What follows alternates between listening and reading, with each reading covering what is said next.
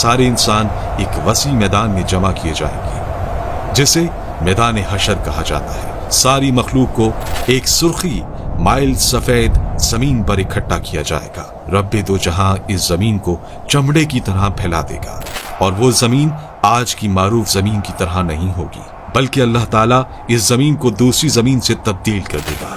आसमान को भी इसी तरह तब्दील कर दिया जाएगा। ये मैदान इतना बड़ा होगा कि तमाम इंसानियत इसमें समा जाएगी। ये मैदान बिल्कुल हमवार होगा, कोई पहाड़, कोई गढ़ा, कोई बुलंदी नहीं। कयामत के दिन हर मरहला पिछले से ज्यादा हैबतनाक और खौफनाक होगा। इसके बाद सूरज सर के ऊपर आ जाएगा। अंदाजा लगाइए कि आज सूरज तकरीबन 4000 साल की दूरी पर है और हमारी तरफ इसकी पीठ है। कयामत के दिन सूरज सिर्फ 1 मील के फासले पर होगा और इसका मुंह हमारी तरफ होगा। क्या हाल होगा। हमारे भेजे गर्मी की शिद्दत से खौल रहे होंगे और इतना पसीना बहेगा कि 70 गज जमीन में जज्ब हो जाएगा। फिर जो पसीना जमीन ना पी सकेगी वो ऊपर की तरफ आएगी। वो पसीना किसी के टखनों तक होगा तो किसी के घुटनों तक पहुंच जाएगा।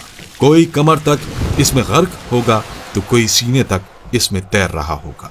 कुछ तो ऐसे भी होंगे कि उनके गले तक पहुंच चुका होगा और काफिर के तो मुंह तक चढ़कर लगाम की तरह इसे जकड़ लेगा, जिसमें वो डुबकियां खाएगा। ये सब कुछ डिपेंड करेगा हमारे अमाल पर। अब लोगों के साथ उनके अमाल के हिसाब से मामला किया जाएगा। सजा या जजा अमाल को देखकर दी जाएगी। इस दिन किसी चीज का कोई साया नहीं होगा, लेकिन कुछ अहले ईमान ऐसे भी होंगे कि उन्हें अल्लाह रब्बुल इज्जत अपने अर्श के साए में रखेगा। इस गर्मी की हालत में प्यास की क्या कैफियत होगी।